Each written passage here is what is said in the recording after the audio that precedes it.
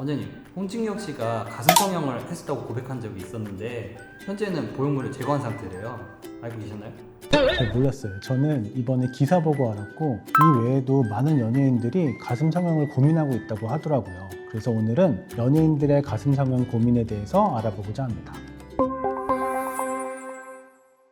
안녕하세요. 휴먼 성형외과 성형외과 전문의 김국현 원장입니다. 혹시 연예인들이 가슴 성형을 고민하는 이유가 뭘까요?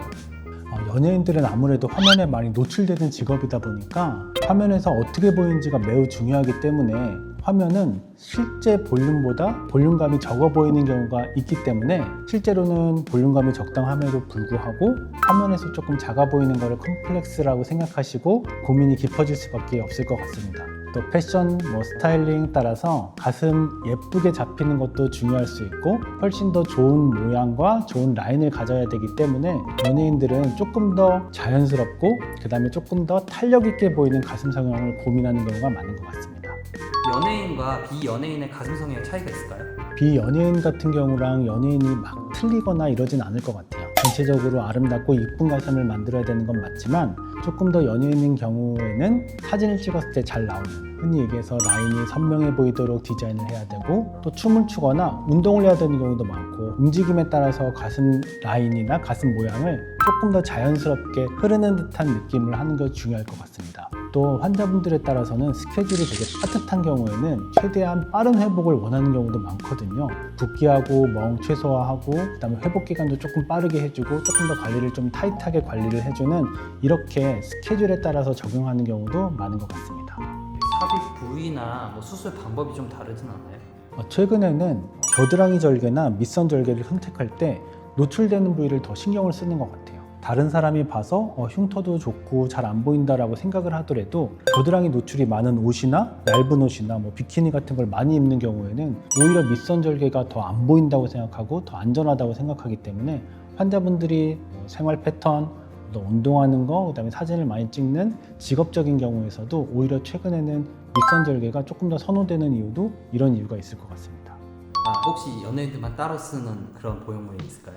실제로 지금은 나와 있는 보형물들이 다 똑같고 그 다음에 다 좋은 보형물이고 예전에보다는 훨씬 더 업데이트된 보형물들이 많기 때문에 연예인들이 따로 쓰는 보형물이 있지는 않은 것 같아요. 대신에 저희가 환자분들한테도 추천하는 것처럼 조금 더 형태가 안정적이고 조금 더 자연스러울 수 있는 이런 보형물은 다 똑같이 선호하는 것 같습니다. 대신에 크기는 너무 크게 원하지는 않으시는 것 같아요. 의외로 오히려 너무 크게 되면 조금 더 너무 사진에서 티가 나고 예전 사진과 너무 비교되지 않게 사이즈를 정하는 것이 조금 더 자연스럽게 수술하는 방법이라고 할 수 있겠습니다.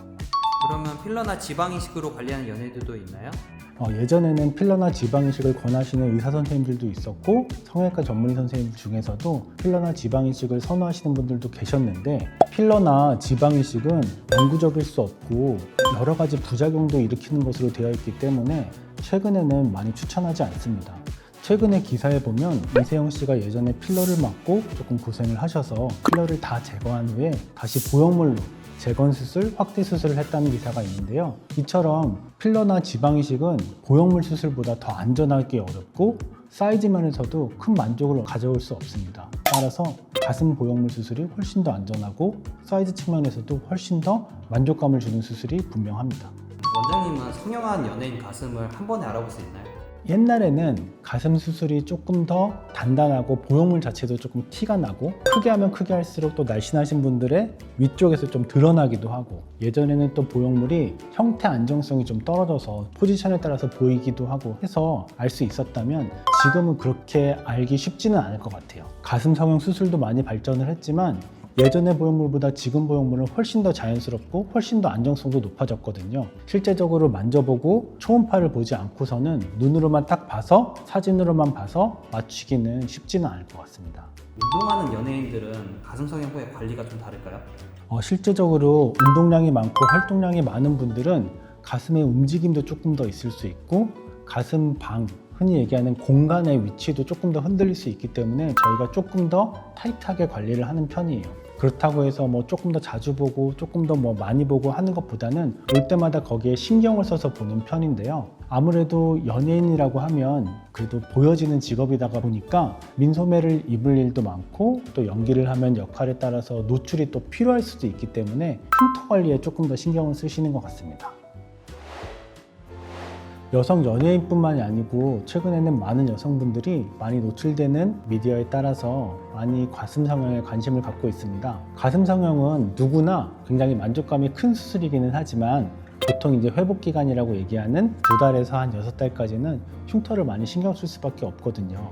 연예인뿐만 아니고 모든 환자분들이 2달에서 6달 조금만 참아주시면 흉터는 점점 좋아지고 잘 안 보이게 됩니다. 흉터 기간 동안에 관리를 잘 받으시면 꼭 만족할 만한 결과를 얻으실 수 있으니까 너무 걱정하지 않으셔도 될 것 같습니다.